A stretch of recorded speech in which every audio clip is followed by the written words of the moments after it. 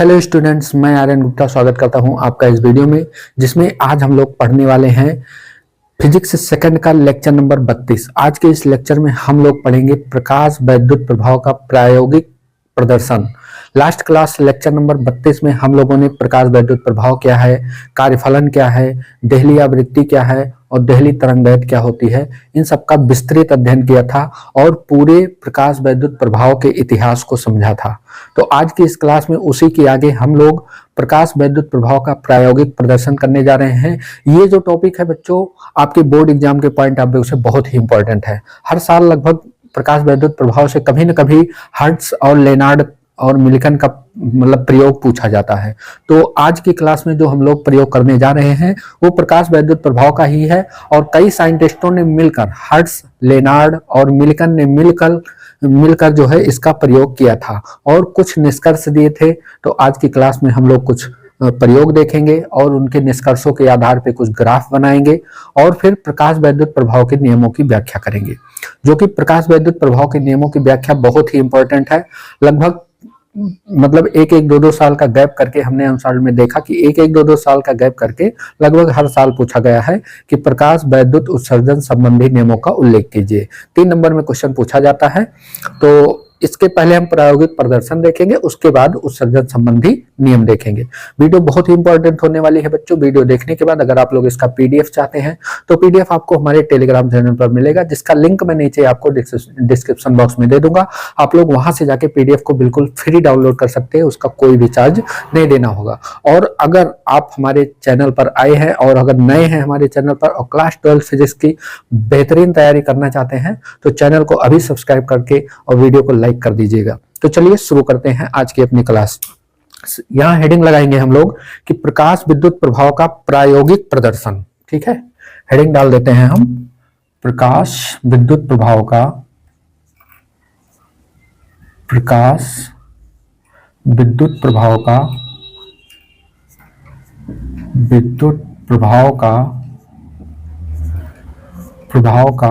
प्रायोगिक प्रदर्शन।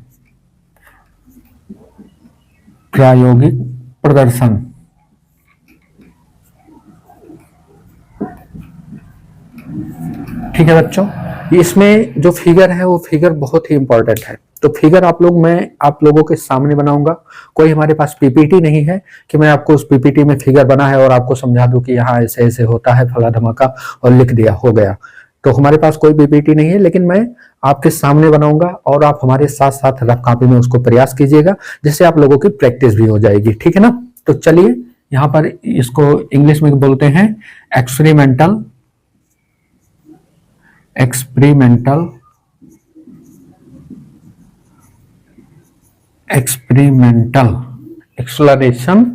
Experimental study बोल सकते हैं आप, experimental study of photo electric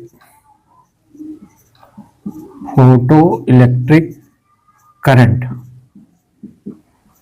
या फोटो इलेक्ट्रिक इफेक्ट बोल दीजिए। करंट नहीं है, यहाँ पर धारा नहीं है, केवल है प्रभाव। ठीक है ना, फोटो इलेक्ट्रिक करंट। बच्चों बहुत ध्यान से देखिएगा, क्लास बहुत बेहतरीन होने वाली है। ठीक है, क्योंकि यहाँ पर जो मैं फिगर बताऊंगा एकदम आसान तरीके से बताऊंगा और उसकी व्याख्या भी मैं आपको बेहतरीन तरीके से समझाऊंगा। बस आप लोग ध्यान से हमारे साथ देखिए। इसमें क्या करते हैं, एक निर्वातित नलिका होती है। ठीक है, यहाँ हम बनाते हैं फिगर, ध्यान से देखिएगा। ये है निर्वातित नलिका। इसमें से वायु को हम क्या करते हैं, बाहर कर देते हैं। वायु को बाहर निकाल दिया जाता है।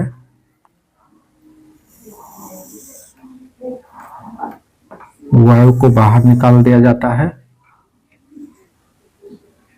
ये कांच की निर्वातित नलिका होती है, जिसमें यहां पर एक खिड़की लगी होती है।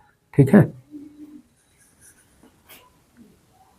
प्रकाश आने के लिए यहां पर एक क्या होता है, रास्ता होता है। ठीक है, प्रकाश को आने के लिए यहां पर लगी होती है एक कैथोड की प्लेट। यहां पर लगी होती है कैथोड की प्लेट और यहां पर लगी होती है एक एनोड की प्लेट। ठीक, और इसके बाद जो है कैथोड प्लेट को हम यहां से जोड़ देते हैं बाहर एक बैटरी से, एक विभव से, विभवांतर मतलब विभव मापने वाला यंत्र से, ठीक है, वोल्टमीटर से और अमीटर से, ठीक है। लेकिन अब इसको जोड़ने का जो जोड़ने की क्रिया है, इसको बहुत ध्यान से देखिएगा आप लोग। यहां पर यहां पर इसको हम ऐसे लेकर जाते हैं, ठीक। इसके बाद जो है ये यहां से ऐसे नीचे, ठीक है, नीचे आएगा, यहां से ऐसे नीचे आएगा। यहां से दूसरा तार ले जाते हैं हम यहां से, और यहां पर एक लगा देते हैं हम द्विक परिवर्तक। द्विक परिवर्तक क्या होता है अभी हम इसको आपको बताते हैं, ठीक। द्विक परिवर्तक क्या होता है अभी हम आपको बताते हैं। ये ऐसे इसको ले जाके हम इससे जोड़ देते हैं, ठीक। अब यहां पर इसको भी ऐसे नीचे ले लेते हैं, ये ऐसे, ठीक है। अब क्रॉस में, यहां से क्रॉस में एक जो है ऐसे तार लाकर यहां पर रख देते हैं, और यहां से फिर हम लगा देते हैं द्विक परिवर्तक। इसका जो काम होता है अभी हम बताते हैं आपको कि इसका काम क्या होता है द्विक परिवर्तक का। तो इस तरीके से यहां बना लेंगे, ठीक है। अब जो है यहां से फिर इसको हम एक तार से इसको ऐसे नीचे जोड़ा जाता है, पंच कर देते हैं हम, यहां से ऐसे यहां पर लगा दिया जाता है क्या, वोल्ट मीटर, ठीक है। यहां पर हम लगा देते हैं वोल्ट मीटर, और इस तार से हम जोड़ देते हैं एक माइक्रो एम्पियर, ठीक है। क्योंकि ये बहुत छोटी धारा मापती है, इसलिए क्या है माइक्रो एम्पियर। इसके सहारे से हम यहां पर ऐसे जोड़ देते हैं, ठीक। अब वोल्ट मीटर को समांतर क्रम में लगाते हैं, इसलिए हम यहाँ पर वोल्ट मीटर को समांतर क्रम में जोड़ दिए हैं, ठीक है। इसको थोड़ा और इधर कर लीजिए, यहाँ पर ऐसे, ठीक। जोड़िएगा मत, बस ऐसे यहाँ पर डॉट बना दीजिए, बिंदी, ठीक है। दोनों तरफ जोड़ना नहीं है। ये हो गया आपका वोल्ट मीटर, ये हो गया आपका माइक्रो एम्पियर, ठीक है। अब जो है यहाँ से माइक्रो एम्पियर धारा का मान हम एक कुंजी लगा देते हैं यहाँ पर ऐसे, ठीक है। और इसको हम यहाँ पर, इसको थोड़ा हमें बनाना पड़ेगा, आप लोग देखिएगा इसको। यहाँ पर ये ऐसे बना देंगे, ये ऐसे बना देंगे, और फिर इसको यहाँ जोड़ के एक बैटरी लगा दी जाती है,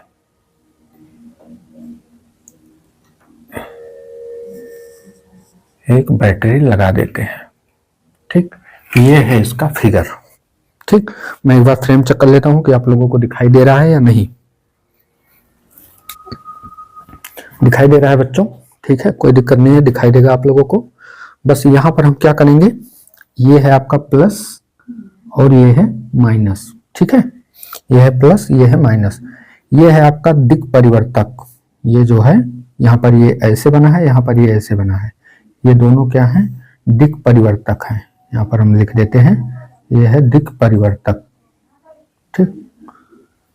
ये दोनों जो है ये क्या है, दिक् परिवर्तक है। परिवर्तक मतलब इसको हिंदी में बोलते हैं दिशा परिवर्तक होता है ये, ठीक है, दिशा परिवर्तक। अब जो है ये है आपका कैथोड और ये है एनोड, ठीक। इसको हम, इस पट्टी को हम संग्राहक पट्टी भी बोलते हैं। इसको क्या बोला जाता है, संग्राहक, संग्राहक पट्टी, ठीक, संग्राहक पट्टी बोला जाता है।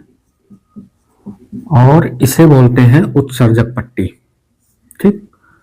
क्या बोलते हैं, उत्सर्जक बोला जाता है। उत्सर्जक पट्टी लिख लीजिए या उत्सर्जक लिख लीजिए, कोई दिक्कत नहीं, ठीक है ना। और ये जो है ये पूरी क्या है, निर्वातित नलिका है, मतलब इसमें से हवा को निकाल दिया गया है, निर्वातित नलिका, ठीक।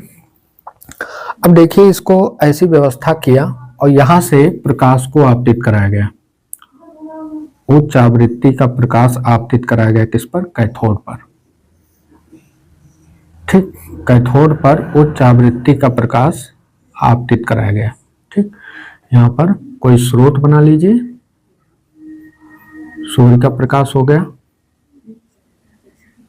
ठीक, एस, ये सूर्य का प्रकाश हो गया, ठीक। अब जो है इसको हम प्रकाश संवेदी पट्टिका भी बोलते हैं। ये क्या है, प्रकाश संवेदी पट्टिका है ये। अगर आप लोग चाहें तो इसको लिख सकते हैं कि ये जो है उत्सर्जक भी बोलते हैं या प्रकाश संवेदी पट्टिका भी कहते हैं, प्रकाश संवेदी पट्टिका, ठीक, प्रकाश संवेदी पट्टिका। अब जो है यहाँ पर देखिए अब क्या किया जाता है इसके द्वारा। सबसे पहले जब प्रकाश को इस पर आपतित कराया गया, ठीक है, यहाँ पर प्रकाश को आपतित कराया गया, तो ये है कैथोड यानी ऋण वाली प्लेट, ठीक है, कैथोड है, ऋण वाली प्लेट है। और यहां से फिर क्या उत्सर्जित हुए, इलेक्ट्रॉन, इलेक्ट्रॉन उत्सर्जित हुए और इधर की ओर क्या हुए, गतिमान हुए, इलेक्ट्रॉन उत्सर्जित होकर इधर की ओर गतिमान हुए, ठीक। और धीरे धीरे जाकर क्या हुए, एनोड पर इकट्ठा होने लगे, एनोड पर क्या होने लगे, इकट्ठा होने लगे। ये जो इलेक्ट्रॉन है ये यहां से उत्सर्जित होकर धीरे धीरे यहां पर इकट्ठा होने लगे। अब जब इकट्ठा होने लगे तो यहां पर एक धारा प्रवाहित हो गई, ठीक है, एक धारा प्रवाहित हो गई और धारा ऐसे होते हुए पूरे सर्किट में फ्लो होने लगी, ठीक, ऐसे करंट क्या होने लगी, फ्लो होने लगी। यहाँ पे कुछ मिली एम्पियर में या माइक्रो एम्पियर में करंट देखने को मिलने लगी। लेकिन जब वहीं कैथोड के सापेक्ष एनोड को ऋण विभव पर रखा गया, अब हम आपको बताते हैं द्विक परिवर्तक क्यों लगाया गया है। इसकी दिशा बदलने के लिए जब हमें कैथोड को ऋण प्लेट पर करना होगा तो हम क्या करेंगे, इस वाले तार को उठा के यहाँ जोड़ देंगे, इस वाले तार को उठा के यहाँ जोड़ देंगे, तो ये ऋण विभव पर हो जाएगा, ठीक है। और जब हमें धन विभव पर करना है कैथोड, तो मतलब इस एनोड को धन विभव पर रखना है तो इसको उठा के लाके यहाँ पे जोड़ देंगे और ये धन विभव पर हो जाएगा, इसको उठा के लाके यहाँ जोड़ देंगे तो ये ऋण विभव पर हो जाएगा, ठीक है ना।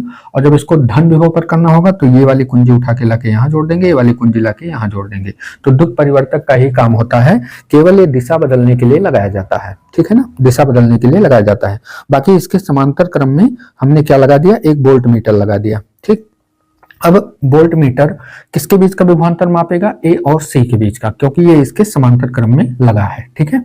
तो ए व सी के बीच का विभवांतर मापेगा। अगर हम इस कैथोड यानी ये ऋणात्मक प्लेट है, ठीक है, कैथोड ऋणात्मक होती है और एनोड क्या होती है, धनात्मक होती है। वहीं जब हम कैथोड के सापेक्ष एनोड को हम ऋण विभव पर रखते हैं, यानी इसको हम किससे जोड़ते हैं, ये वाली प्लेट को ऋण प्लेट से जोड़ते हैं, यानी इस कुंजी को उठा के यहाँ पे और इस कुंजी को उठा के यहाँ पे लगा देते हैं। तो कैथोड ये है एनोड आपका, ये यहाँ से ऐसे आया, ऐसे ऐसे, इसको हमने ये वाला उठा के लाके यहाँ जोड़ दिया और ये ऐसे जाएगा ऐसे, और इसके सहारे ऐसे इससे किससे जुड़ जाएगा, ऋण प्लेट से जुड़ जाएगा, ठीक है ना।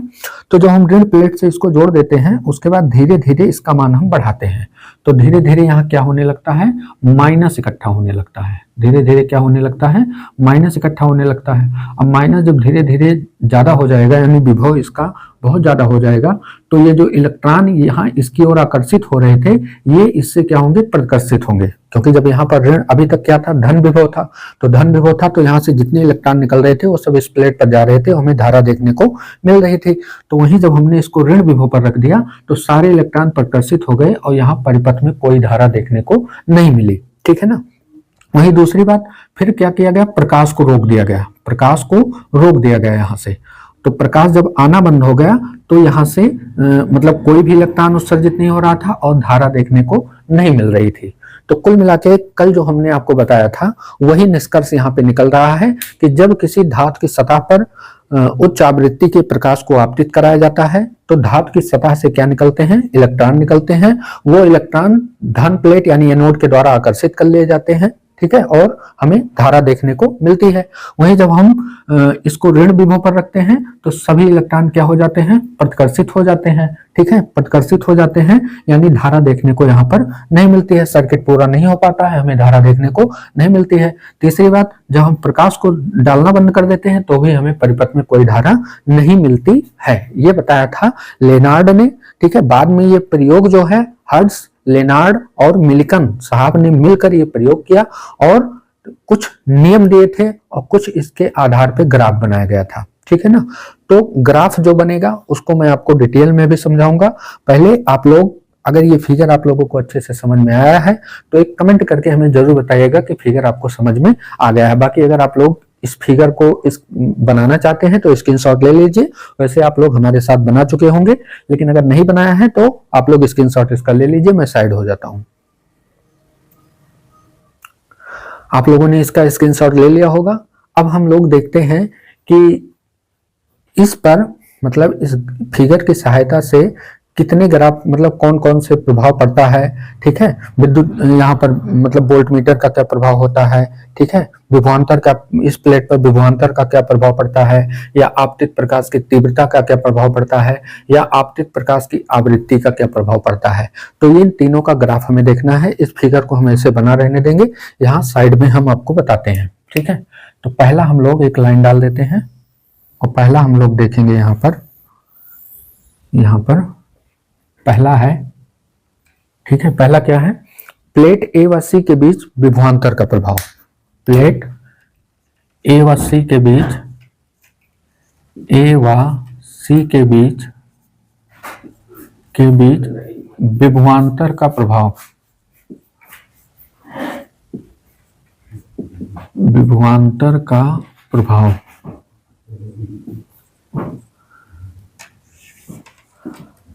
ठीक। जो ये ए है और ये सी है, इसके बीच ये वोल्ट मीटर लगा है, ठीक है। तो यहाँ पर विभवांतर का क्या प्रभाव है ये हमें देखना है, ठीक है। तो जब इनकी प्लेटों के बीच विभवांतर शून्य होता है, यहाँ पर लिखेंगे जब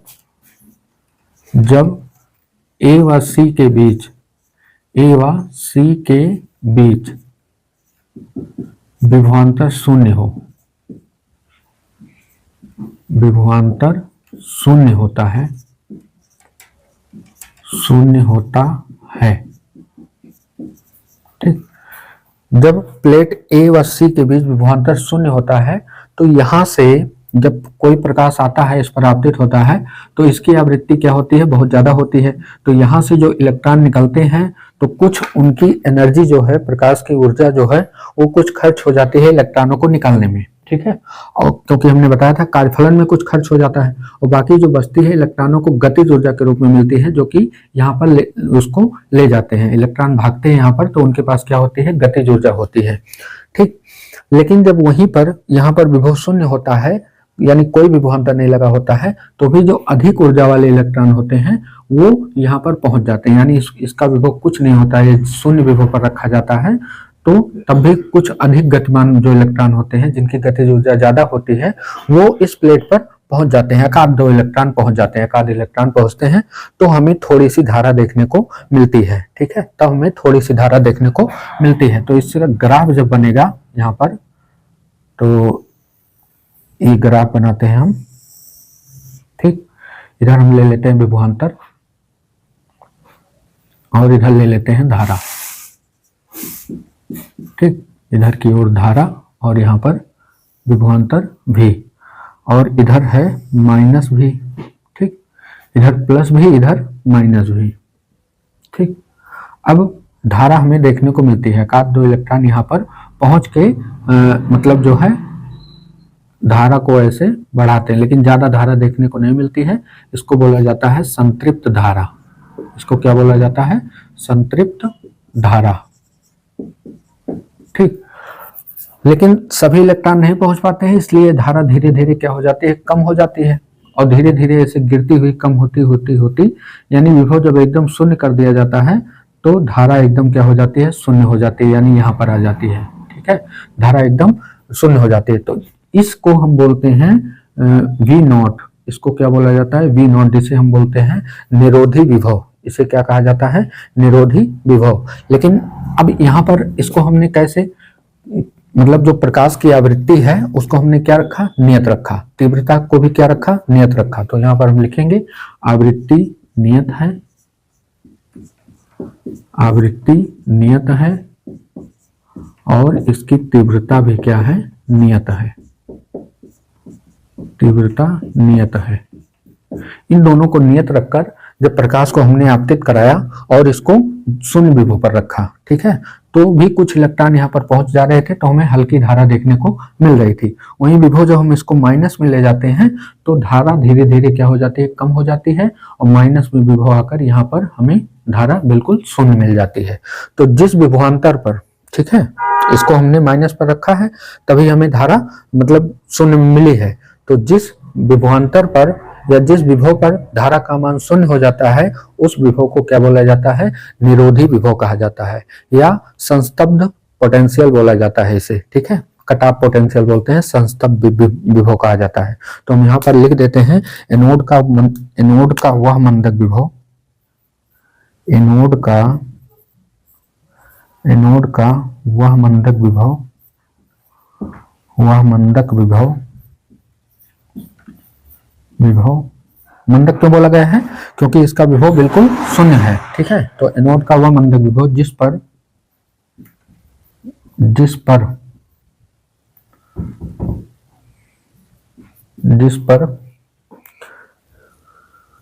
प्रकाश वैद्युत धारा का मान, प्रकाश वैद्युत धारा का मान शून्य होता है, शून्य हो जाता है,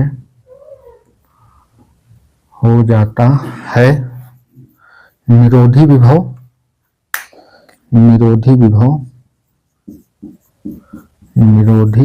विभव इसको बोलते हैं कट ऑफ पोटेंशियल,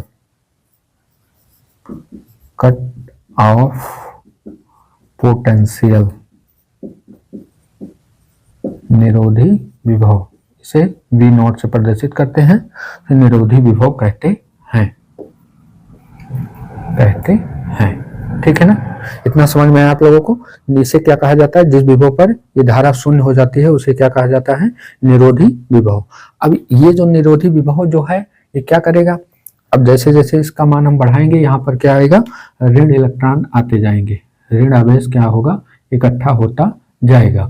वैसे जब यहाँ पर ऋण विभव एकदम अधिक हो जाएगा, ऋण विभव इस प्लेट पर एकदम अधिक हो जाएगा, तो ये जो इलेक्ट्रॉन यहाँ पर जा रहे थे वो भी क्या कर लिए जाएंगे, रोक लिए जाएंगे, ठीक है, वो भी इलेक्ट्रॉन नहीं जाने पाएंगे। यानी अधिकतम गतिज ऊर्जा वाले जो इलेक्ट्रॉन होते हैं वो भी एनोड पर नहीं पहुंच पाते हैं, ठीक है ना। तो इसको लिखेंगे कि यह निरोधी विभव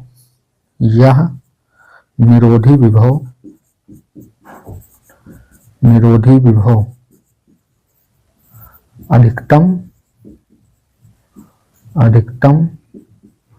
गतिज ऊर्जा वाले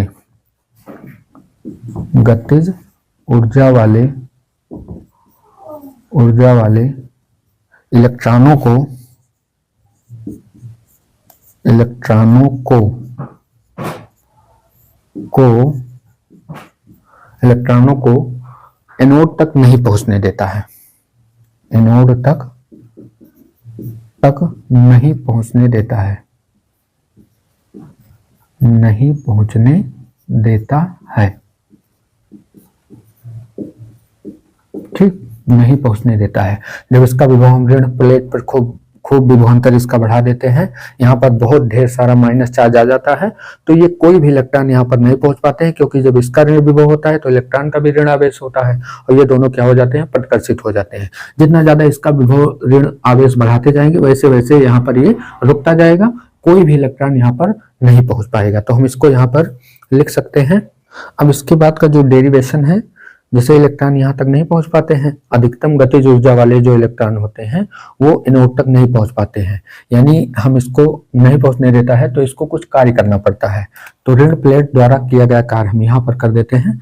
देखिए आप लोगों को दिखाई दे रहा होगा, इतने में हम यहाँ कर देते हैं, आप लोग इसको स्क्रीनशॉट ले लीजिएगा, ठीक है।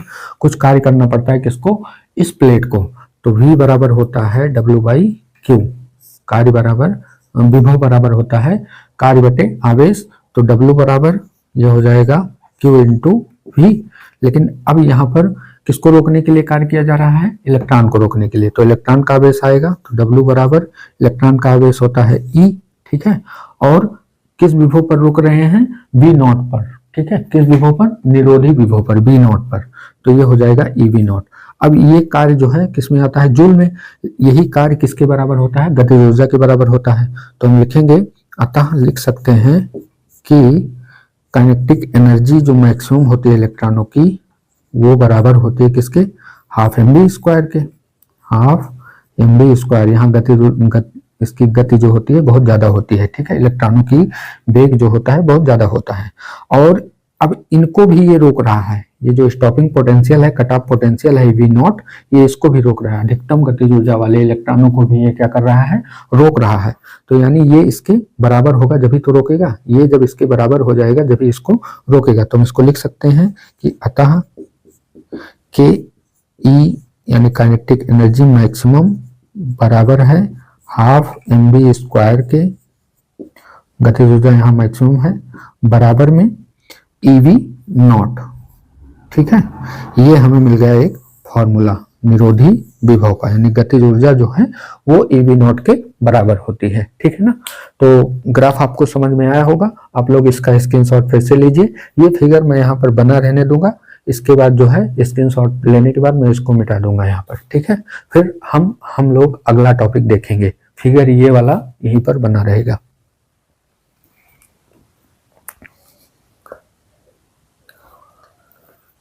चलिए अब देखते हैं कि प्रकाश की तीव्रता का क्या प्रभाव पड़ता है, ठीक है। प्रकाश की तीव्रता, दूसरा है प्रकाश की तीव्रता का प्रभाव। प्रकाश की तीव्रता का प्रभाव,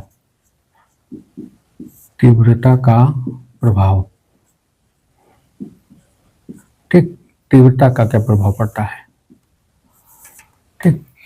तो जैसे जैसे यहाँ पर तीव्रता बढ़ाएंगे, तीव्रता का मतलब होता है इंटेंसिटी हम प्रकाश की बढ़ा रहे हैं, ठीक है। ज्यादा लाइट दे रहे हैं, तो ज्यादा लाइट देंगे तो यहाँ से ज्यादा इलेक्ट्रॉन उत्सर्जित होंगे, ठीक है। और हमें ज्यादा धारा देखने को मिलेगी, ठीक है। तो तीव्रता बढ़ाने से धारा का मान क्या होता है? बढ़ता है। जैसे जैसे हम तीव्रता बढ़ाएंगे वैसे वैसे धारा का मान बढ़ेगा। तो इनके बीच जो संबंध होता है तीव्रता और धारा के बीच में, इधर हम लेते हैं तीव्रता और यहाँ पर लेते हैं हम धारा। कौन सी धारा? प्रकाश वैद्युत धारा, ठीक। जैसे जैसे हम तीव्रता बढ़ाते जाते हैं वैसे वैसे हमें धारा बढ़ती हुई मिलती है। ऐसे इसका ग्राफ जो मिलेगा वो सीधा मिलता है, ठीक है। तो हम कह सकते हैं कि तीव्रता जो होती है, तीव्रता वो समानुपाती होती है किसके? इलेक्ट्रॉनों की संख्या के। उत्सर्जित इलेक्ट्रॉनों की संख्या के क्या होती है? समानुपाती होती है। प्रकाश की तीव्रता जो होती है वो इलेक्ट्रॉनों की संख्या की क्या होती है? समानुपाती होती है। यानी जैसे जैसे हम तीव्रता बढ़ाएंगे वैसे वैसे इलेक्ट्रॉनों की संख्या यहाँ पे ज्यादा होगी। जब बहुत ज्यादा इलेक्ट्रॉन हो जाएंगे तो बहुत ज्यादा इलेक्ट्रॉन यहाँ पे पहुंचेंगे और उतनी ही धारा हमें इस परिपथ में देखने को मिलती है। तो तीव्रता इलेक्ट्रॉनों की संख्या की क्या होती है? समानुपाती होती है। अब अगर हम आवृत्ति को नियत रख दें, ठीक है, यहाँ भी आवृत्ति नियत है, तो अब यदि आवृत्ति को नियत रख दें, अब यदि आवृत्ति नियत कर दें, आवृत्ति नियत कर दें, नियत करें, कर दें, यहां भी आवृत्ति नियत ही है, केवल तीव्रता हम बढ़ा रहे हैं। ये आवृत्ति यहां पर क्या है? नियत है, ठीक। तो यहां भी अब यदि आवृत्ति नियत कर दें तथा भिन्न भिन्न तीव्रता का, मतलब अलग अलग तीव्रता का, भिन्न भिन्न तीव्रता का प्रकाश आपतित करें, प्रकाश आपतित करें तो जो ग्राफ देखने को मिलता है वो कैसा मिलेगा? देखिए यहां पर ग्राफ जो मिलता है वो हमें ऐसे मिलता है। जैसे पहले यहां पर हमें पहली धारा देखने को मिली, पहली तीव्रता पर ये है I1 है, दूसरा हमें यहाँ पर मिल रहा है I2। जैसे जैसे हम बढ़ा रहे हैं, ठीक है, इधर तीव्रता है, इधर धारा है, इधर क्या है, धारा है, और इधर हम ले लेते हैं निरोधी विभव, निरोधी विभव, ठीक, निरोधी विभव, ठीक, यानी V0। तो जैसे जैसे हम तीव्रता बढ़ा रहे हैं वैसे वैसे धारा का मान क्या हो जाता है, बढ़ता जाता है, यानी यहाँ पर क्या मिलेगा, I3। लेकिन फिर जैसे जैसे तीव्रता घटाएंगे वैसे वैसे धारा का मान घटेगा और आकर क्या हो जाएगा, शून्य हो जाएगा। लेकिन अब निरोधी विभव जो होता है वो सभी इलेक्ट्रॉनों को रोकेगा, चाहे मतलब जो इलेक्ट्रॉन यहाँ पर मतलब सब प्रकाश यहाँ पर आ रहे थे उनसे जो इलेक्ट्रॉन उत्सर्जित हो रहे थे, जिसकी इंटेंसिटी I1 है उसको भी रोकेगा, और जिसकी इंटेंसिटी I2 है उसको भी रोकेगा, जिसकी इंटेंसिटी I3 है उनको भी रोकेगा। यानी सबको रोकता है कौन, निरोधी विभव। तो निरोधी विभव एक ही होगा और सभी धाराएं, सभी तीव्रता वाली धाराएं आकर यहीं पर क्या हो जाएंगी, शून्य हो जाएंगी। तो ये है आपका निरोधी विभव V0, ठीक है ना। ये दूसरा ग्राफ बन गया, ठीक है, ये है आपका शून्य मूल बिंदु O, ठीक है, समझ में आया। तो अगर हम भिन्न भिन्न तीव्रता का प्रकाश डालते हैं तो उससे प्रकाश धारा का मान बढ़ता है, और उन सभी प्रकाश धाराओं को अगर निरोधी विभव यहाँ लगा दिया जाए तो सभी इलेक्ट्रॉनों को ये क्या करेगा, भगा देगा, यहाँ से प्रतिकर्षित कर देगा, कोई भी इलेक्ट्रॉन यहाँ पर नहीं पहुंचेगा और धीरे धीरे धारा क्या हो जाएगी, शून्य हो जाएगी। यानी एक ही निरोधी विभव पर सभी इलेक्ट्रॉन क्या होंगे, रुक जाएंगे, चाहे उनकी तीव्रता कितनी भी अधिक क्यों ना हो। यहाँ से कोई भी इलेक्ट्रॉन उत्सर्जित नहीं होगा, इलेक्ट्रॉन उत्सर्जित होगा लेकिन कोई भी इलेक्ट्रॉन एनोड पर नहीं पहुंच पाएगा, ठीक है ना। तो आप लोग इस प्रकाश की तीव्रता का ये प्रभाव है, इसको स्क्रीनशॉट लीजिए, फिर आगे देखते हैं।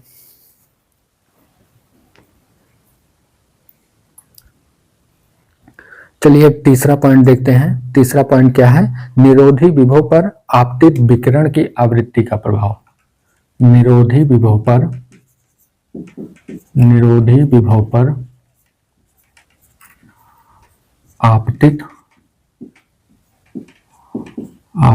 विकिरण की आवृत्ति का प्रभाव, कि आवृत्ति का क्या प्रभाव पड़ता है, आवृत्ति का प्रभाव,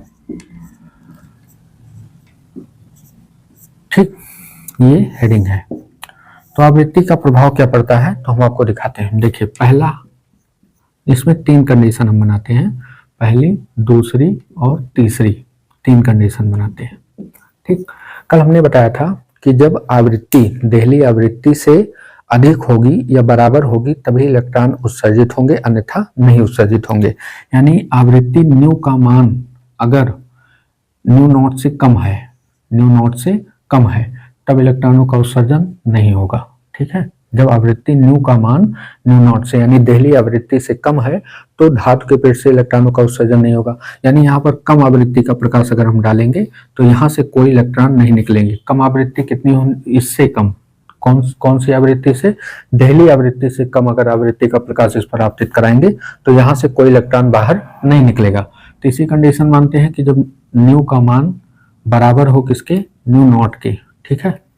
तो जब प्रकाश की आवृत्ति का मान देहली आवृत्ति के बराबर हो जाता है तो यहाँ से इलेक्ट्रॉनों का उत्सर्जन होता है, लेकिन इलेक्ट्रॉन उत्सर्जित होकर यहीं पर पड़े रहते हैं, वो आगे नहीं बढ़ते हैं, क्योंकि उनके पास और एनर्जी नहीं होती है, कोई गतिज ऊर्जा नहीं होती है कि वो यहाँ तक चले जाएं, ठीक है ना।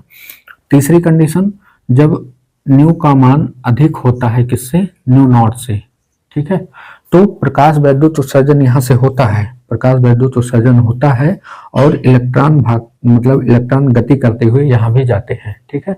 तो जब आवृत्ति का मान देहली आवृत्ति से अधिक होता है तो भी उत्सर्जन होता है, यानी इस कंडीशन में भी उत्सर्जन होगा और इस कंडीशन में उत्सर्जन के साथ साथ उनको क्या मिलती है, गतिज ऊर्जा भी मिलती है, गतिज ऊर्जा भी मिलती है, यानी गति करता हुआ आगे भी बढ़ता है। तो अगर ग्राफ बनाए इसको हम, तो देखिए आप लोग यहाँ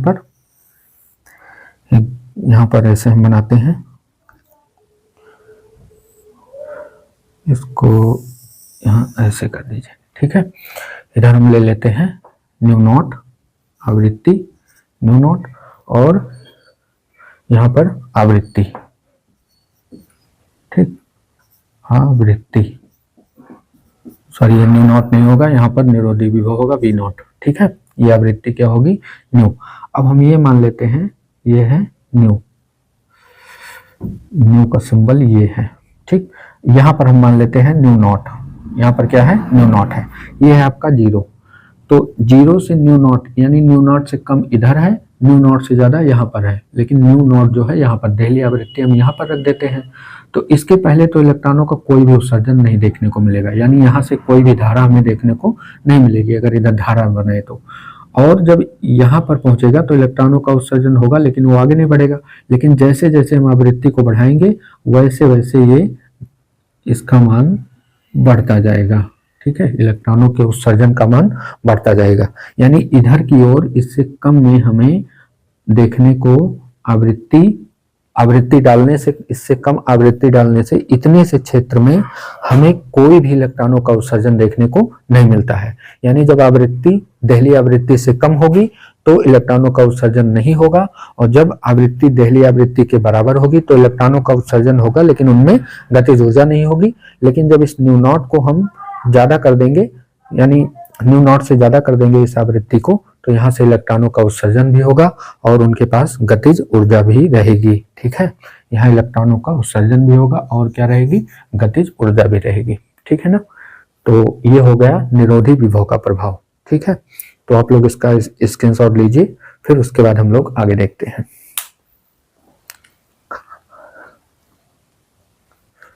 तो आप लोगों ने स्क्रीनशॉट ले लिया होगा। अब इस फिगर के आधार पे जितनी इसकी व्याख्या थी, जितना इसका ग्राफ था, हमने सारा आपको समझा दिया। अब बचा है कि इस फिगर के आधार पर हर्ट्ज व लेनार्ड व मिल्टन ने जो प्रकाश वैद्युत प्रभाव के नियम दिए थे उसको हम लोग समझते हैं। ठीक है, प्रकाश वैद्युत प्रभाव के उत्सर्जन के नियम या प्रकाश वैद्युत उत्सर्जन के नियम, हेडिंग डालिए प्रकाश वैद्युत उत्सर्जन के नियम, वैद्युत उत्सर्जन के नियम, उत्सर्जन के नियम या प्रभाव के नियम, कुछ भी लिख लीजिए। ठीक है, उत्सर्जन के नियम, ये बहुत इंपॉर्टेंट है, हर बार आपके बोर्ड एग्जाम में पूछा जाता है। ठीक है, वेरी इंपॉर्टेंट है, प्रकाश वैद्युत उत्सर्जन के नियम। ठीक है, तो हर्ट्ज, लेनार्ड व मिल्टन ने क्या देखा, पहली बात तो अभी जो हमने लास्ट में ग्राफ बनाया था उसके आधार पर इन्होंने क्या निष्कर्ष दिया कि यदि जो है नियम, मैं यहाँ पर एक एक नियम आपको समझा दूंगा, 5 नियम हैं, और उस नियम का स्क्रीनशॉट यहाँ स्क्रीन पर इधर के साइड में मैं या यहाँ स्क्रीन पर आपको दिख जाएगा लास्ट में, उसका आप लोग स्क्रीनशॉट ले लीजिएगा और जैसे हमने लिखा है उसी तरीके से आप लोग उसको लिख लीजिएगा। ठीक है, बाकी पीडीएफ उसका आपको हमारे टेलीग्राम चैनल पर मिल जाएगा। ठीक है ना, तो पहला नियम क्या दिया था कि आपतित प्रकाश की एक न्यूनतम निश्चित आवृत्ति होती है। ठीक है, आपतित प्रकाश की जो एक निश्चित आवृत्ति होती है, उस आवृत्ति के नीचे धातु की सतह से कोई इलेक्ट्रॉनों का उत्सर्जन नहीं होता है। ठीक है, चाहे हम उसकी प्रकाश की तीव्रता कितना भी क्यों ना बढ़ा ले, लेकिन इलेक्ट्रॉनों का उत्सर्जन नहीं होता है। तो तीव्रता बढ़ाएंगे यानी बहुत ज्यादा प्रकाश डालेंगे, लेकिन अगर उसकी आवृत्ति कम है तो इलेक्ट्रॉनों का उत्सर्जन नहीं होगा। तो तीव्रता कितनी भी अधिक क्यों ना हो, इलेक्ट्रॉनों का उत्सर्जन नहीं होगा। ये है हमारा पहला नियम। ठीक है, दूसरा क्या है कि जो है निश्चित आवृत्ति के लिए उत्सर्जन की जो दर है वो तीव्रता की क्या होती है, समानुपाती होती है। निश्चित आवृत्ति, अगर आवृत्ति को नियत रख दिया जाए तो तीव्रता की जो दर है वो क्या होती है, उत्सर्जन की दर की क्या होती है, समानुपाती होती है। यानी तीव्रता बढ़ाएंगे तो उत्सर्जन क्या होगा, अधिक होगा। ठीक है, तीव्रता बढ़ाने से इलेक्ट्रॉनों का उत्सर्जन अधिक होता है। ठीक है, आवृत्ति को नियत रखकर। तो ये है हमारा दूसरा नियम। ठीक, तीसरा नियम है कि उत्सर्जित जो इलेक्ट्रॉन यहाँ से उत्सर्जित होते हैं, इनकी गतिज ऊर्जा, जो इलेक्ट्रॉन गतिज ऊर्जा प्राप्त करते हैं वो किसके द्वारा प्राप्त करते हैं, आवृत्ति के द्वारा प्राप्त करते हैं। ठीक है, आवृत्ति जितना ज्यादा अधिक होगी उतनी ज्यादा इनकी क्या होगी, काइनेटिक एनर्जी होगी, यानी गतिज ऊर्जा उतनी ही क्या होगी, अधिक होगी। तो हम ये कह सकते हैं कि इन इलेक्ट्रॉनों की जो अधिकतम गतिज ऊर्जा होती है उत्सर्जित इलेक्ट्रॉनों की, वो प्रकाश की तीव्रता पर निर्भर नहीं करती है। ठीक है, तीव्रता से उसका कोई संबंध नहीं होता, उसका संबंध होता है कि केवल आवृत्ति से। ठीक है, आवृत्ति अगर बढ़ाएंगे तो गतिज ऊर्जा बढ़ेगी, लेकिन तीव्रता बढ़ाने से गतिज ऊर्जा नहीं बढ़ती है, केवल इलेक्ट्रॉनों की संख्या बढ़ती है। ठीक है ना, तो ये हो गया हमारा तीसरा नियम। ठीक, चौथा नियम जो है, तो वही चौथा नियम है कि इलेक्ट्रॉनों की जो उत्सर्जित इलेक्ट्रॉनों की गतिज ऊर्जा है वो किस पर निर्भर करती है? इलेक्ट्रॉनों प्रकाश की आवृत्ति पर निर्भर करती है। ठीक, इसकी गतिज ऊर्जा प्रकाश की आवृत्ति पर निर्भर करती है। जैसे जैसे हम आवृत्ति बढ़ाएंगे वैसे वैसे इनकी गतिज ऊर्जा भी क्या होगी? बढ़ती जाएगी। यानी जैसे जैसे हम आवृत्ति बढ़ाएंगे वैसे वैसे इलेक्ट्रॉनों की गतिज ऊर्जा का जो ग्राफ है वो सीधी रेखा में बढ़ता चला जाएगा। ठीक है ना, तो इसको हमने ग्राफ में भी देखा था।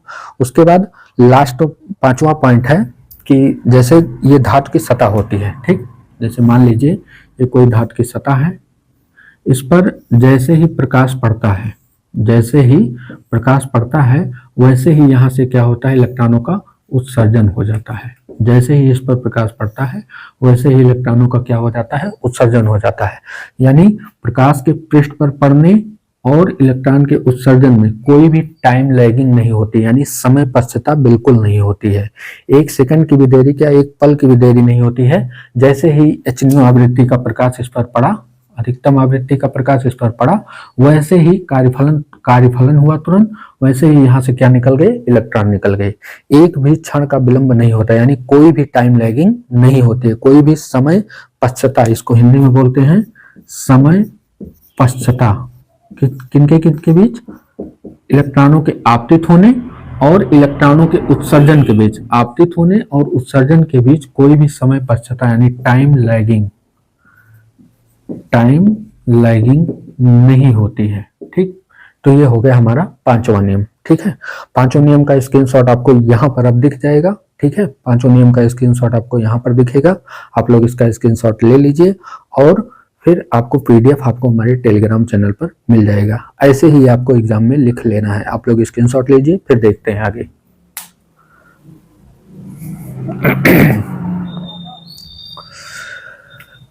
स्क्रीनशॉट ले लिया होगा आप लोगों ने। तो प्यारे बच्चों, तो आज के लिए इतना ही रखते हैं। कल की क्लास में हम लोग एक टॉपिक और बचा है, इसमें आइंस्टीन का प्रकाश वैद्युत समीकरण और डी ब्रोगली तरंगदैर्घ्य, जो कि आपके एग्जाम के पॉइंट ऑफ व्यू से इंपॉर्टेंट है। तो हम लोग कल की क्लास में उसको देखेंगे। तो आज की क्लास के लिए इतना ही रखते हैं। आज की क्लास कैसी लगी एक प्यारा सा कमेंट करके हमें बताइएगा, और वीडियो अगर पसंद आई है तो वीडियो को लाइक कीजिएगा। चैनल पर नए हैं तो चैनल को सब्सक्राइब कर लीजिएगा, क्योंकि यहाँ पर आपकी फिजिक्स की 95+ की तैयारी कराई जाएगी। अगर आप लोग मेहनत से पढ़ाई करेंगे और डेली जो भी वीडियोस में डालता हूं उससे आप रिवाइज करके एक नोट्स तैयार कर लेंगे, तो इससे क्या होगा? आप लोगों का एक इम्पॉर्टेंट नोट्स बनकर तैयार हो जाएगा। ठीक है ना, बस उसको डेली रिवीजन करते रहिए। जब तक आप लोगों का एग्जाम नहीं हो जाता तब तक आप लोग अपनी पढ़ाई कीजिए, उससे आप लोगों का 95+ नंबर आके रहेगा। हम लोग अभी मॉडर्न फिजिक्स पढ़ रहे हैं, इसके बाद जो है एक लेसन और बचेगा, उसको हम लोग कंप्लीट करके फिर फर्स्ट फिजिक्स हम लोग शुरू कर देंगे। सेकंड फिजिक्स हम लोग समाप्त कर लेंगे। इस सेकंड फिजिक्स में आज का ये हमारा 33वां लेक्चर है। 32 लेक्चर में हम लोगों ने पिछले जितने भी लेसन है, रे ऑप्टिक्स, वेव ऑप्टिक्स और जितने भी न्यूमेरिकल है, सबको हमने 32 लेक्चर में समाप्त किया है। तो आज ये हमारा 33वां लेक्चर है। तो आप इसकी पीडीएफ जो है आप लोगों को हमारे टेलीग्राम चैनल पर मिल जाएगा। बाकी इस पूरे मतलब इसकी जो प्लेलिस्ट हमने अपने चैनल पर बना रखी है उसका भी लिंक मैं नीचे आपको डिस्क्रिप्शन बॉक्स में दे दूंगा। आप लोग उस अगर प्लेलिस्ट से अपनी पढ़ाई करेंगे तो फिजिक्स सेकंड की बहुत अच्छी तैयारी आप लोगों की हो जाएगी। इसमें मैंने आपको एक एक इम्पॉर्टेंट न्यूमेरिकल बताया है। ठीक है, इम्पॉर्टेंट न्यूमेरिकल और इम्पॉर्टेंट डेरिवेशन जो आपके पिछले 10 सालों में बोर्ड परीक्षाओं में पूछे गए हैं। यानी टोटल अनसॉल्व्ड से जितने भी क्वेश्चन इंपॉर्टेंट थे सारे क्वेश्चन छांट के आपको समझाए गए हैं, पढ़ाए गए हैं। बस आप लोगों को केवल तैयार करना है इसको। ठीक है, तो वीडियो कैसी लगी कमेंट करके जरूर बताइएगा। वीडियो को लाइक कीजिएगा, पीडीएफ टेलीग्राम चैनल पर मिल जाएगा। तो आज की क्लास के लिए इतना ही रखते हैं, मिलेंगे कल की क्लास में। तब तक आप लोग पढ़ाई करते रहिए। जय हिंद, वंदे मातरम।